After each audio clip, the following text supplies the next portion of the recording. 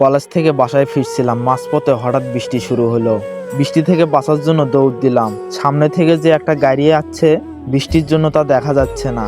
গাড়িটা যখন অনেক কাছে চলে এসেছে, ঠিক তখন কে যেন আমাকে টেনে তার বুকের সাথে জড়িয়ে ধরলো। আমি বুঝতে পারলাম এরা কোনো পুরুষ। ভয়ে আমার হাত পা কাঁপতে লাগলো। ছেলেটা অনেক শক্ত করে জড়িয়ে ধরছে। আমি ছোটার জন্য চেষ্টা করলাম, কিন্তু তার শক্তির সাথে পেরে উঠলাম না। প্রায় 5 মিনিট পরে আমাকে ছেড়ে দিল।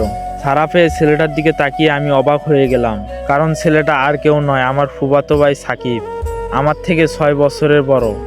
আমাকে এভাবে জড়িয়ে ধরার মতো ছেলে তো ভাইয়া না, কারণ সবসময় ভাইয়া আমার সাথে রাগী ভাব নিয়ে থাকে আর কারণে অকারণে বকাবকি করে। ভাইয়ার দিকে তাকিয়ে ভয় পেয়ে গেলাম, কারণ তার চোখ লাল হয়ে গেছে।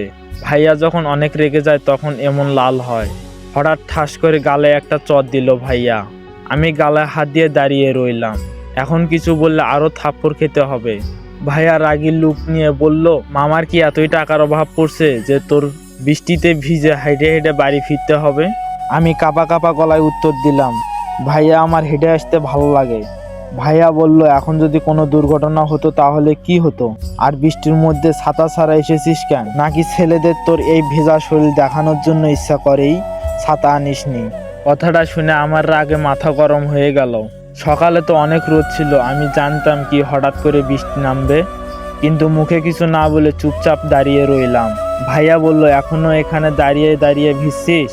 তাড়াতাড়ি আমার গাড়িতে গিয়ে বস, আমি 2 মিনিটের মধ্যেই আসছি। ভাইয়ার কথা শুনে সামনে তাকিয়ে ভাইয়ার গাড়ি দেখতে পেলাম। তাড়াতাড়ি করে গাড়িতে গিয়ে বসলাম। ভিজে যাওয়ার কারণে একটু শীত করতে লাগলো।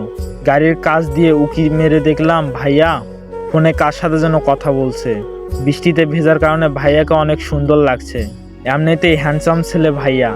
আমার বান্ধবীরা তো সাকিব ভাইয়ার বলতে পাগল। আমি আবার অত আহামরি সুন্দর না, সবসময় সাধারণভাবেই থাকি।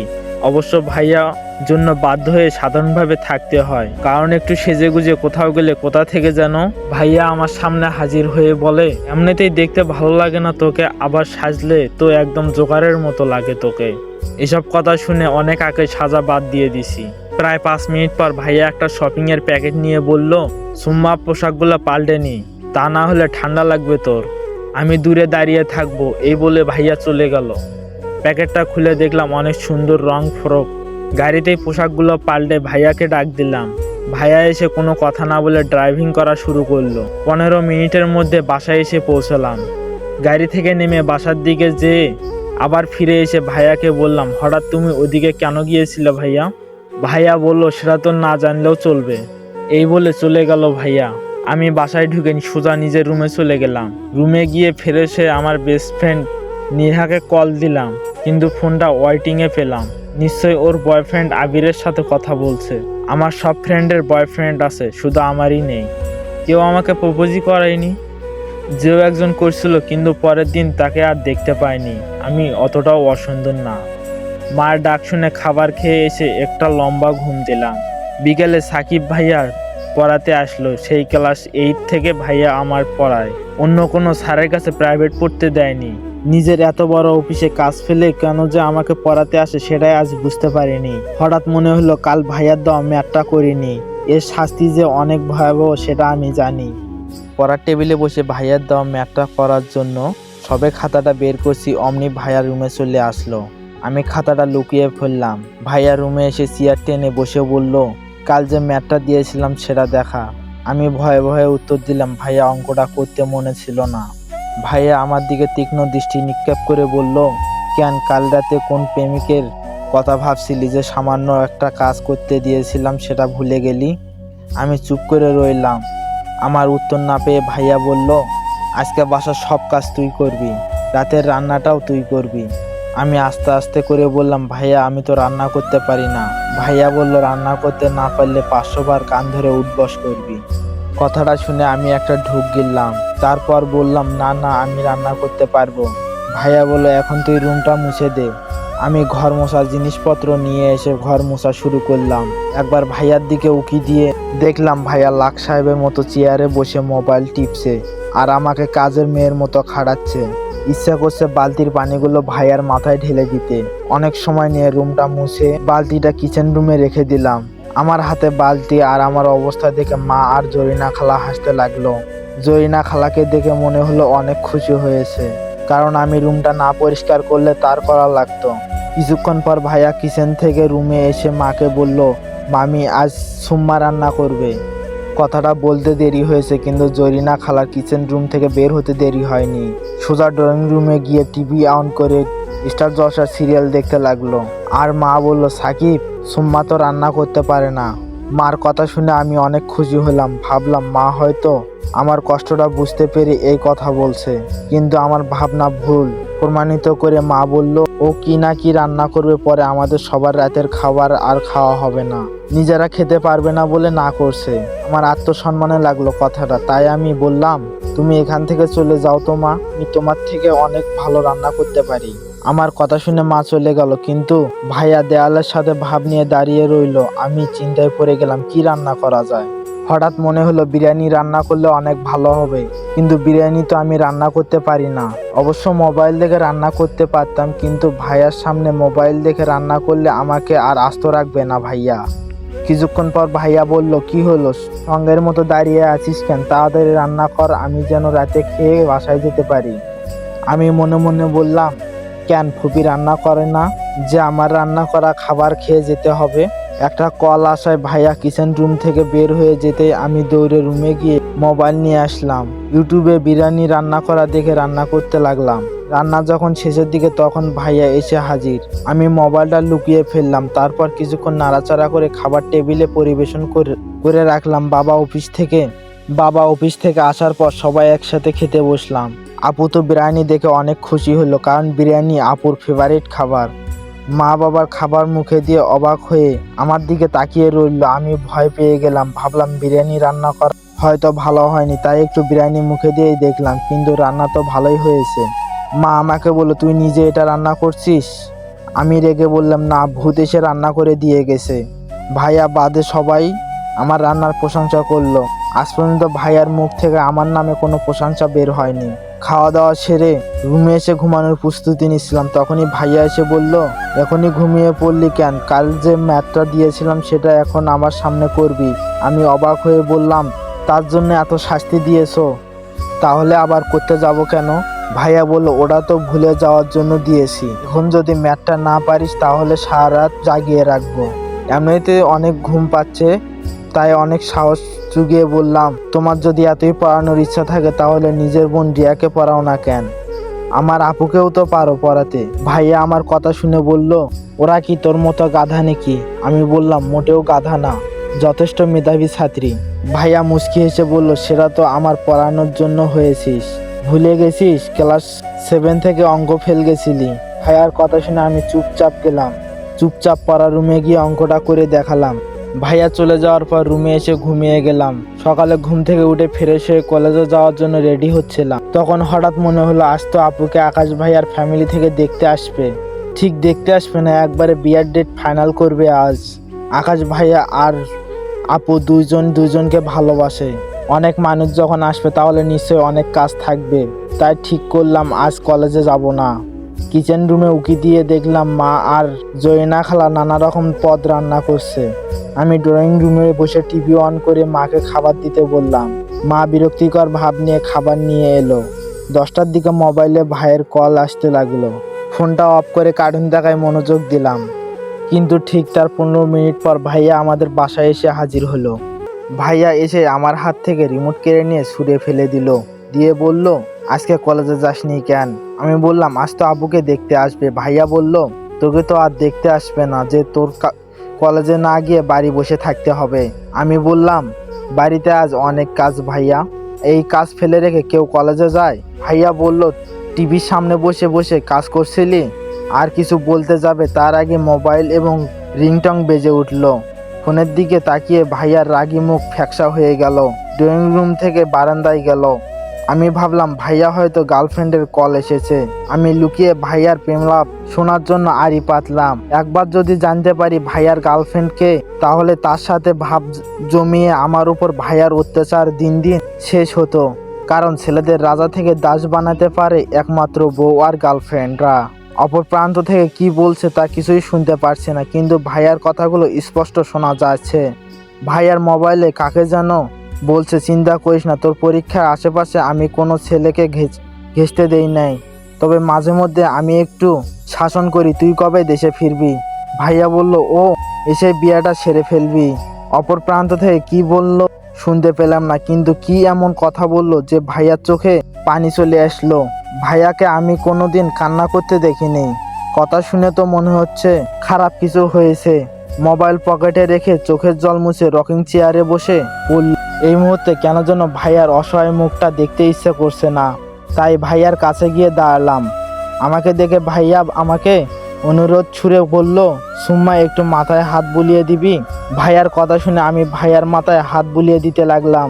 কিছুক্ষণের মধ্যে ভাইয়া ঘুমিয়ে পড়ল। 12টার সময় আকাশ ভাইয়ের ফ্যামিলি চলে আসলো। আবুকে রিয়া সাজিয়ে দিচ্ছে। আজ অনেক সুন্দর লাগছে আপুকে। মা কিচেন রুম থেকে বেরোতে পারছে না দেখে আমাকে বলল, সুম্মা মা এই শরবতগুলো ওনাদের দিয়ে আয়। আমি শরবতের গ্লাস নিয়ে তাদের দিতে গেলাম।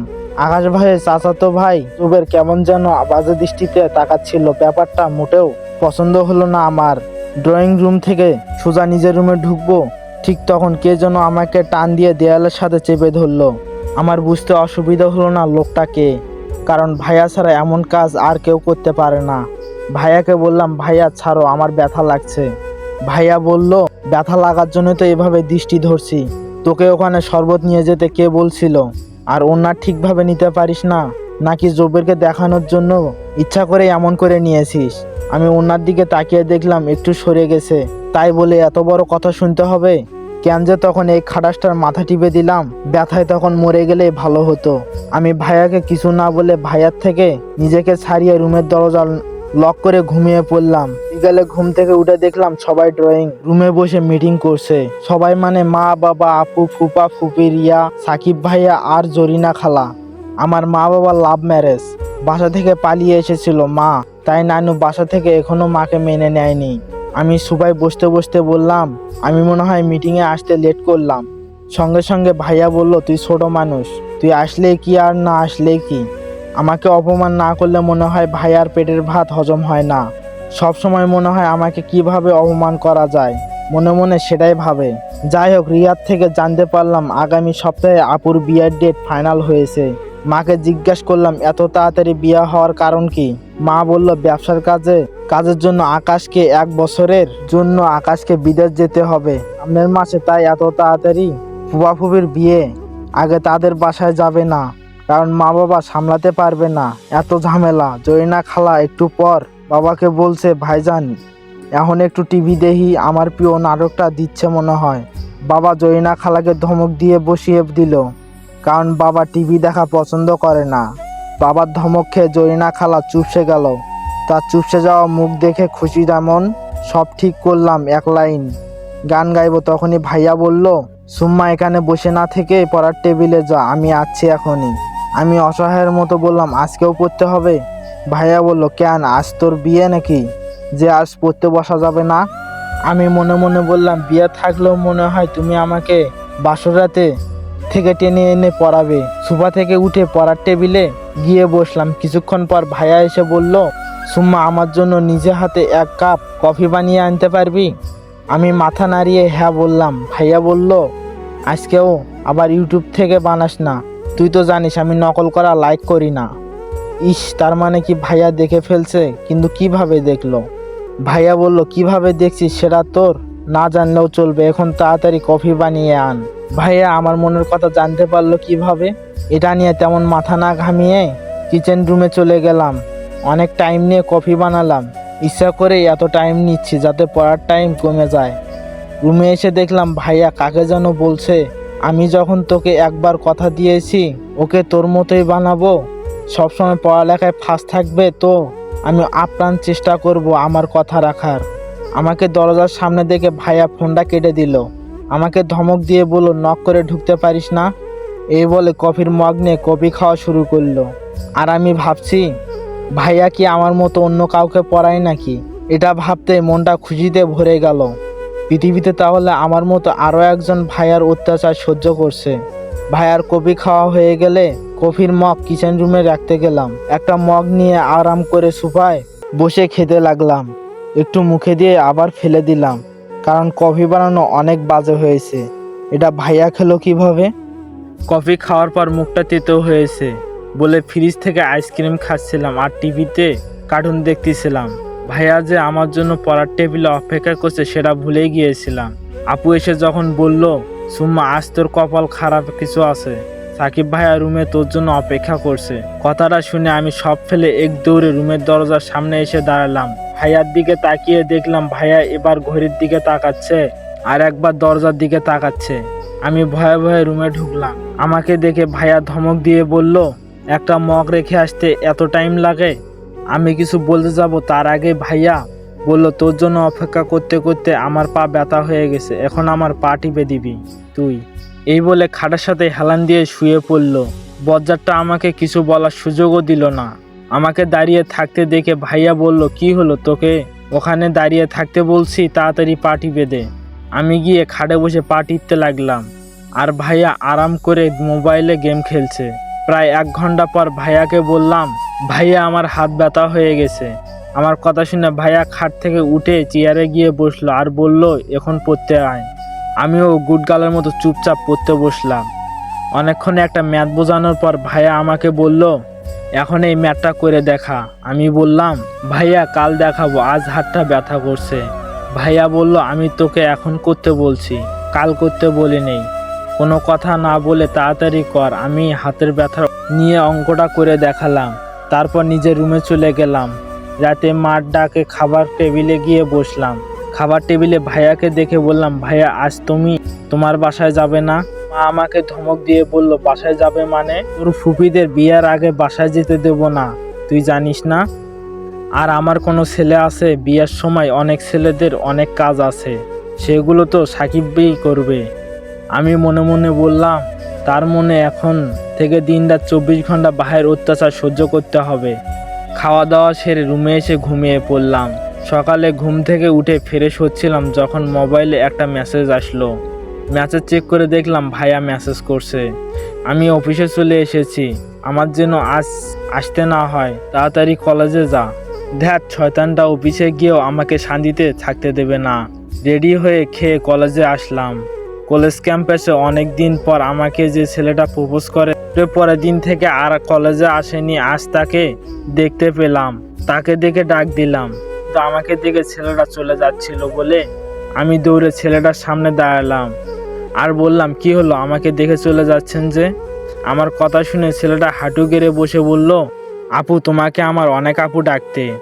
অনেকবার বলার পরেও ভাইয়া আমাকে যেতে দেয়নি। আপুর বিয়ের শপিং এতে যেতে না পারার আগে দুঃখে মোবাইলে গেম খেলছিলাম। ঠিক 20 মিনিট পর ভাইয়া একটা শপিংয়ের প্যাকেট নিয়ে ফিরে এলো। ভাইয়াকে দেখে আমি অবাক হয়ে বললাম, এত তাড়াতাড়ি ফিরে এলে যে? ভাইয়া বলল, বেশি কথা না বলে এই ড্রেসটা পরে রেডি হয়ে আয়। আমি মনে মনে ভাবলাম হয়তো আমাকে এখন শপিংয়ে নিয়ে যাবে, তাই কথা না বাড়িয়ে রেডি হতে গেলাম। কিন্তু ওয়াশরুমে গিয়ে প্যাকেটটা খুলে সাদা কালারের গাউন দেখে এক তফা অবাক হলাম। যে কালারের জন্য আজ আমার সাথে হিংস্র ব্যবহার করলো, এখন সেই কালারের ড্রেসই পরতে বলছে। রেডি হয়ে ভাইয়া রুমে গেলাম। ওয়াশরুম থেকে শব্দ পেয়ে চিল্লিয়ে বললাম, ভাইয়া তুমি কি ফ্রেশ হচ্ছ? তুই 5 মিনিট অপেক্ষা কর। ভাইয়ার কথা শুনে আমি খাটে গিয়ে বসে ভাইয়ার জন্য অপেক্ষা করছিলাম। হঠাৎ বালিশের কাছে একটা ডায়েরি দেখে মনে মনে বললাম, এখানে নিশ্চয়ই ভাইয়ার গার্লফ্রেন্ড সম্পর্কে কিছু লেখা আছে। এইভাবে খুশি মনে ডায়েরির প্রথম পাতা খুললাম, কিন্তু কিছু লেখা না দেখে হতাশ হয়ে দ্বিতীয় পাতা খুলতে সেখানে দেখতে পেলাম বড় বড় করে লেখা, আমি তো ওকে ভালোবেসে ভুল করিনি, আমি ওর ভালোবাসার মাঝে আসিনি, বরং ওই চলে এসেছে আমার ভালোবাসার মাঝে। পরের পাতা খুলতে যাব, ঠিক সেই সময় ভাইয়া এসে আমার হাত থেকে ডায়েরিটা কেড়ে নিলে। এরকম বেয়াদবি যেন না দেখি। অন্যের ডায়েরি না বলে পড়তে হয় না, তুই জানিস না? আমি আমতা আমতা করে বললাম, সরি ভাইয়া, আর পড়বো না। ভাইয়া বলল, এখন তাড়াতাড়ি গাড়িতে এসে বস। আমি ভাইয়ার কথা শুনে রুম থেকে বেরিয়ে গাড়িতে গিয়ে বসলাম। কিছুক্ষণ পর ভাইয়া এসে গাড়ি স্টার্ট দিল।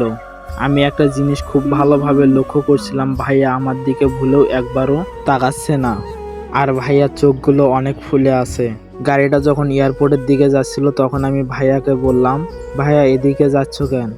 ভাইয়া বলল, তোকে আজ আমেরিকা পাঠাবো তাই। আমি ভয়ে ভয়ে বললাম, আপুর বিয়ে না খেয়ে আমি কোথাও যাব না। আমেরিকায় তো আমার বরের সাথে হানিমুনে যাব, এখনই একা যাব না। এই বলে কান্না শুরু করলাম। ভাইয়া আমাকে ধমক দিয়ে বলল, একদম আমার সামনে ন্যাকা কান্না করবি না। ভাইয়ার ধমক শুনে আমি চুপ হয়ে গেলাম। এয়ারপোর্টে এসে ভাইয়া পার্কিং করলো। আমি মনে মনে ভাবছি, সত্যি কি ভাইয়া আমাকে বিদেশে পাঠিয়ে দিবে? গাড়ি থেকে নামা মাত্রই একটা ছেলে দৌড়ে এসে ভাইয়াকে জড়িয়ে ধরলো। ছেলেটাকে চিনতে বেশি সময় লাগলো না, কারণ ছেলেটা ভাইয়ার বেস্ট ফ্রেন্ড রোদ ভাইয়া। রোদ ভাইয়া বাবার কাজে বিদেশে গিয়েছিল 1 বছর আগে, কিন্তু তার তো আরও কিছু মাস পর ফেরার কথা ছিল। এত তাড়াতাড়ি ফিরল কেন? রোদ ভাইয়া আমাকে দেখে ভাইয়াকে বলল, থ্যাঙ্কস দোস্ত, আমার পরীকে এভাবে আনার জন্য। এই বলে এয়ারপোর্ট সবার সামনে হাঁটু গেড়ে আমাকে প্রপোজ করলো। এই সবের আগামাথা কিছু না বুঝে ভাইয়ার দিকে তাকিয়ে দেখলাম ভাইয়া ইশারায় আমাকে রোদ ভাইয়ার প্রপোজ অ্যাকসেপ্ট করতে বলছে। ভাইয়ার ইশারা দেখে আর মাথা ঠিক রাখতে পারলাম না, ঠাস করে ভাইয়ার গালে একটা চর মেরে বসলাম। ভাইয়া অবাক চোখে আমার দিকে তাকিয়ে আছে। হয়তো ভাইয়া কল্পনাও করেনি আমি তাকে এভাবে থাপ্পড় মারবো। আশেপাশে সবাই তাকিয়ে আছে আমার দিকে, সেদিকে আমার খেয়াল নেই।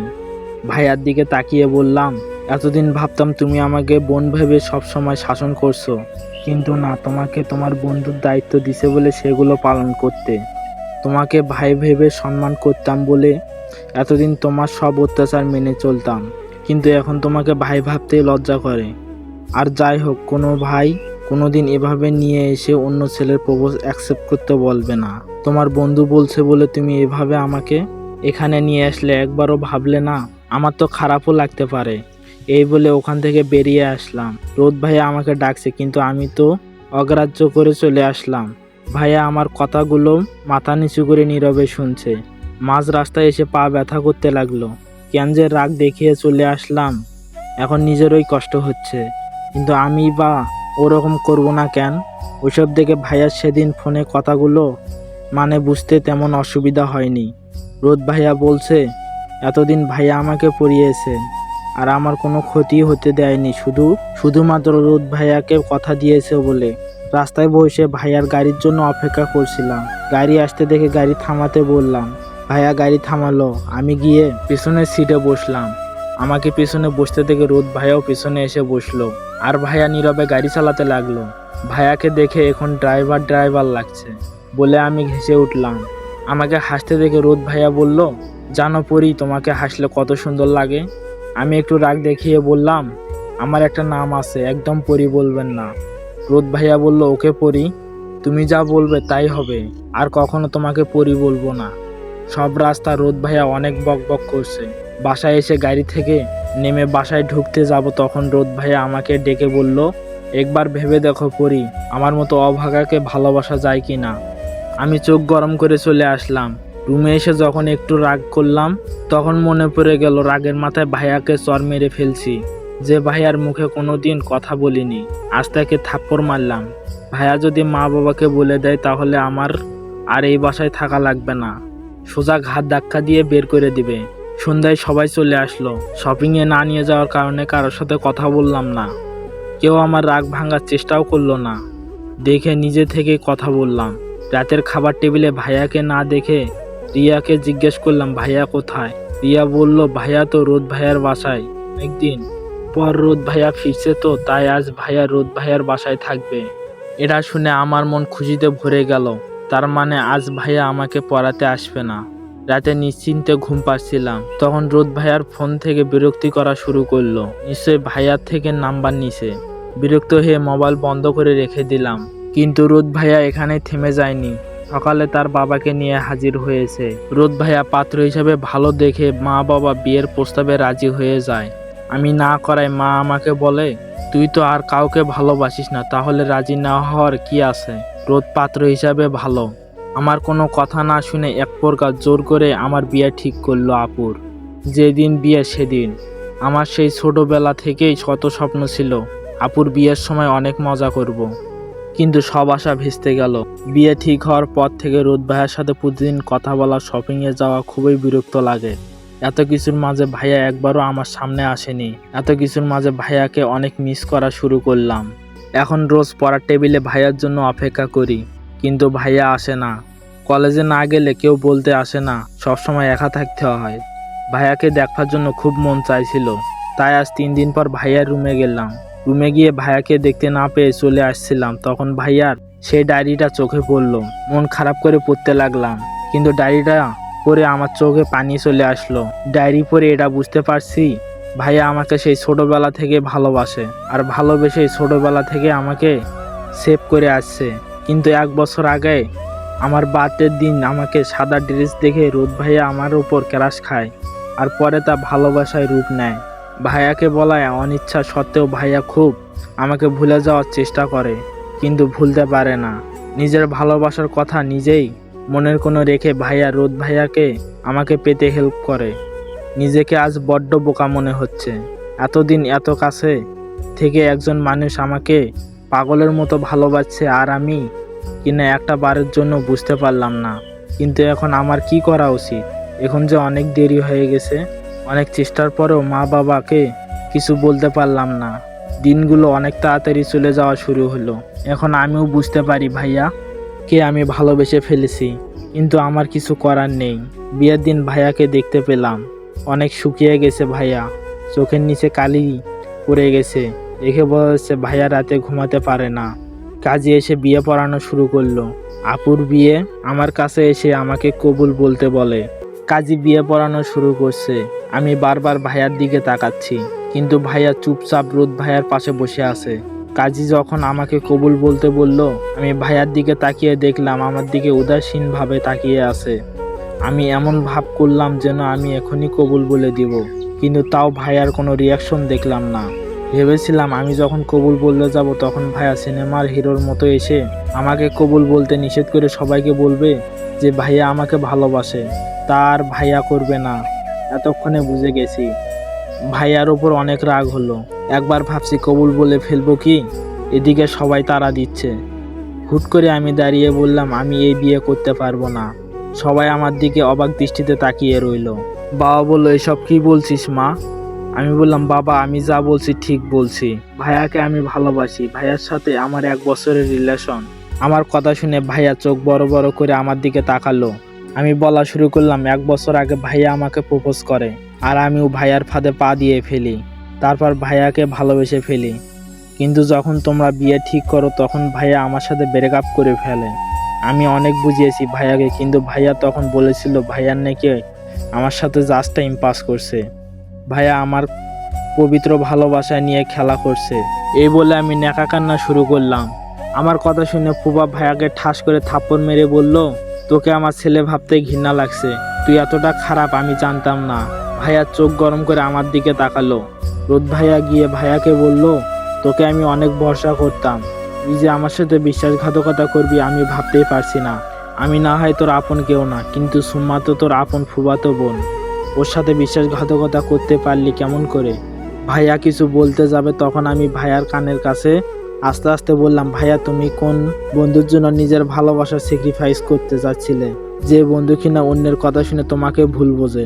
এটা সত্যি কিনা একবার তোমাকে জিজ্ঞেস করার প্রয়োজনও মনে করলো না। আমি স্পষ্ট ভাইয়ার চোখে জল দেখতে পেলাম। সবাই ভাইয়াকে অনেক কথা শোনালো। আমার খারাপ লাগলেও কিছু করার ছিল না, কারণ সত্যি বললে ভাইয়া কোনো না কোনোভাবে রোদ ভাইয়ার সাথে আমার বিয়ে দিয়ে ছাড়তো, আর সবাইকে বোঝাতো যে ভাইয়া আমাকে ভালোবাসে না। আমি কান্না করে বিয়েটা ভাঙতে পারলেও ভাইয়াকে বিয়ে করা সম্ভব হতো না।